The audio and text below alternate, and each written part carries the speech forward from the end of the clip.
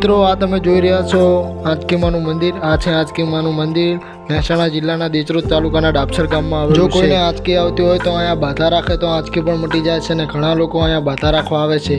બહારના લોકો બહુ માને છે અને ગામના પણ માને છે, બહારના લોકો બહુ આવે છે।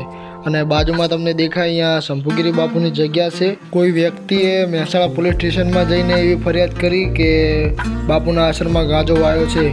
ત્યારથી જ મહેસાણા પોલીસ સ્ટેશનનો આખો ડબ્બો ભરીને ડાબસરમાં આવ્યો અને બાપુને કીધું કે બાપુ બગીચાની ચાવી આપો। ત્યારે બગીચાની ચાવી લઈ આવ્યા હતા એ બધા પોલીસવાળા બગીચામાં જઈને જોયું ત્યારે ગાંજાના છોડવા હતા એ શાકભાજીના છોડવા બની ગયા અને ત્યારથી પોલીસ પણ જોઈને હેરાન થઈ ગયા અને ત્યારથી પણ પોલીસવાળાએ પણ નક્કી કરી નાખ્યું કે હવે ડાબસરની કોઈ પણ ફરિયાદ આવે તો ડાબસરમાં જવું નહીં।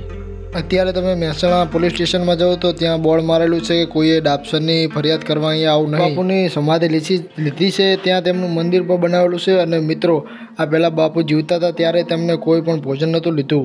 બાપુએ ખાલી ફળ અને દૂધ પર જીવતા હતા। એકવાર એવી ઘટના બની કે આટલો બાપુનો ચમત્કાર હતો અને બાપુ એક સંત હતા, ભગવાન હારે પણ વાતો કરતા અને 12 વર્ષ તેમને ભોયરામાં તપ પણ કર્યું હતું અને એ ભોયરું અત્યારે બંધ છે। તો બીજા વ્લોગમાં તમને ભોયરું પર બતાવશું। જય ગિરનારી।